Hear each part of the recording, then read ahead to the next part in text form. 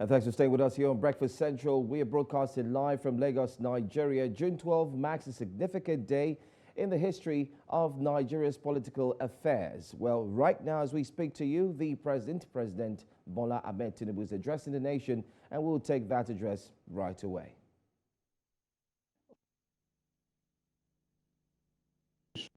That civilization and society experience progress as they are forced to respond to challenges posed by the environment. The unjust annulment of a widely acknowledged free and fair election was a challenge that elicited resistance by a resurgent civil society, leading ultimately to the attainment of our second independence, as exemplified by the return of democratic governance in 1999. Fellow compatriots, we celebrate a day that has remained a watershed in our nation's history, not just today, but for every June 12th, for the endless future that our beloved country shall exist and work stronger and stronger. Generation of Nigerians will always remember themselves that the democracy that is steadily going to become the defining essence of our polity was not gifted to us on a silver platter. We can easily recall the sacrifice and the martyrdom of Chief M.K.O. Abiola, the custodian of the sacred mandate that was so cruelly annulled.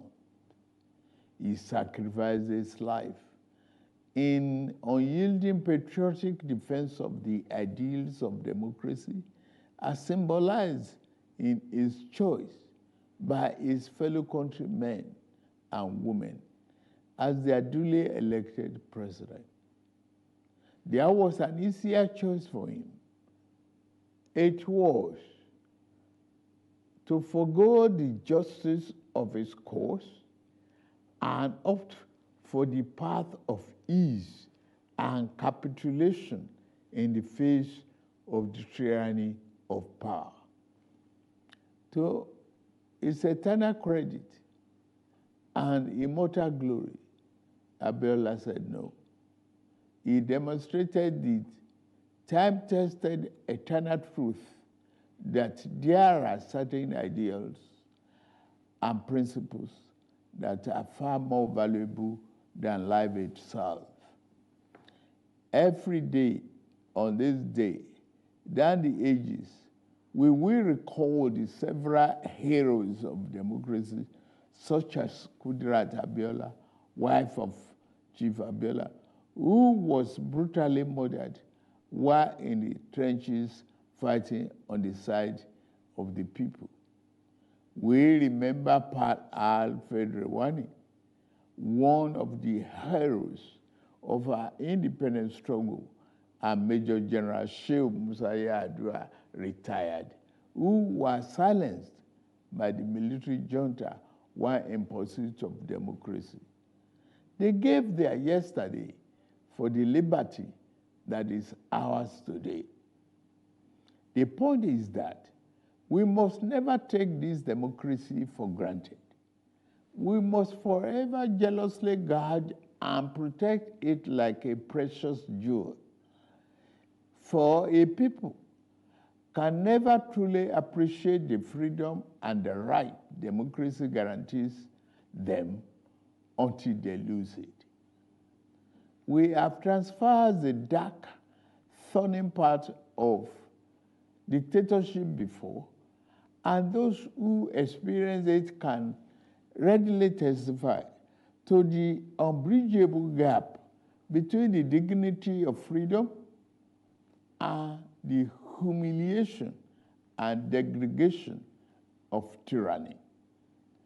True, yes, rancorous debates, interminable wrangling, ceaseless quarrels, bitter electoral contestations may be perceived by some as the unattractive feature of democracy, but they also testify to its merits and value.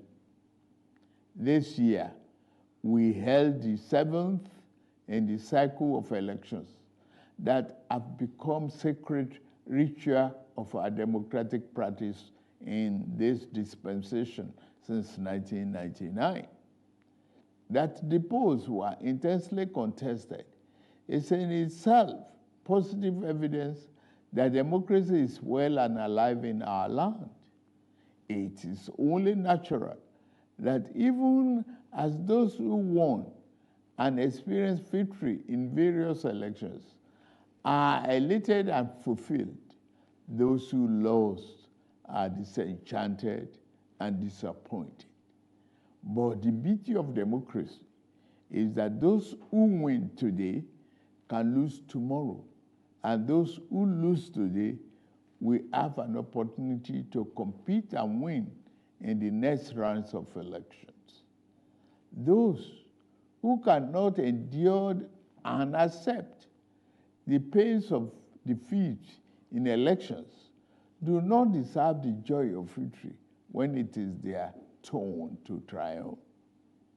Above all, those who disagree with the outcome of the elections are taking full advantage of the constitutional provisions to seek redress in court.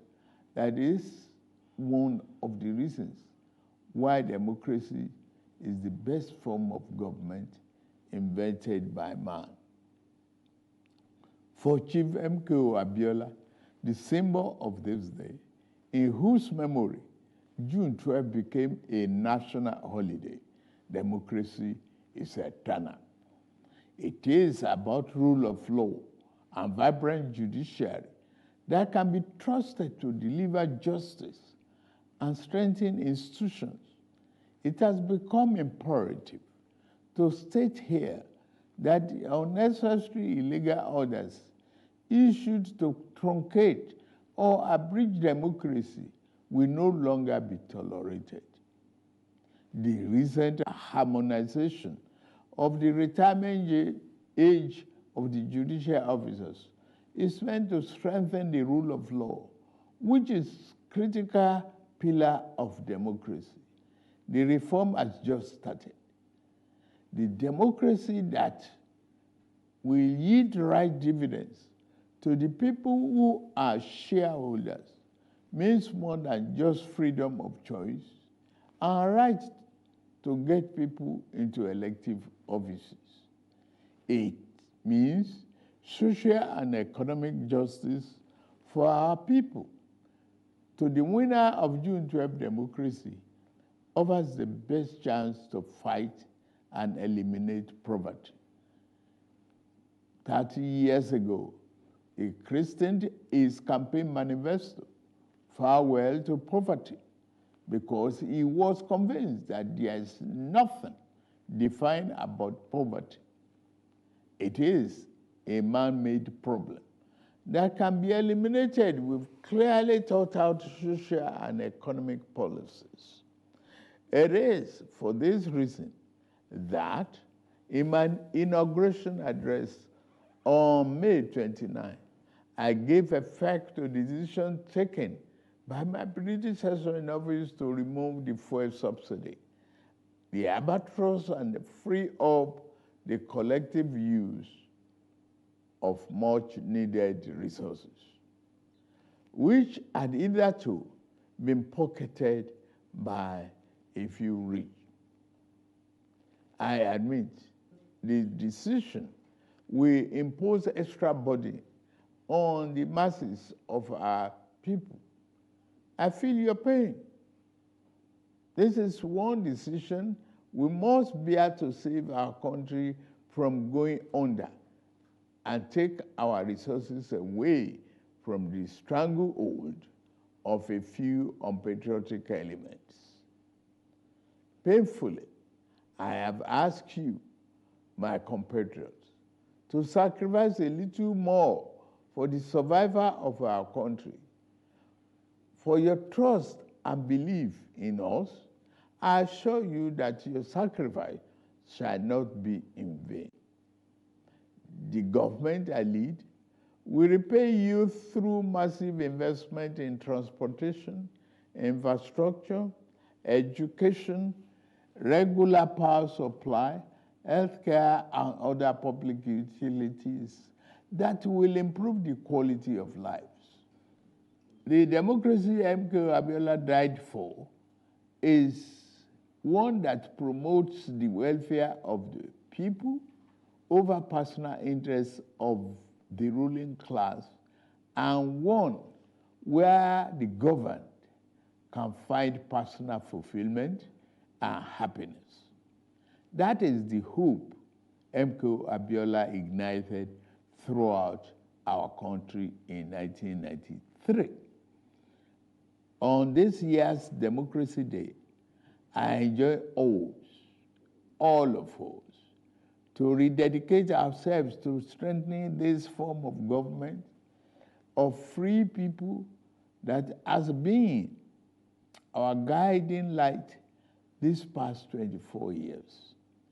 In particular, those of us who have been privileged to elect into public office at various levels in both the executive and legislative arms of government must recommit ourselves to offering selfless service to the people and delivering concrete democracy dividend in accordance with our electoral promises.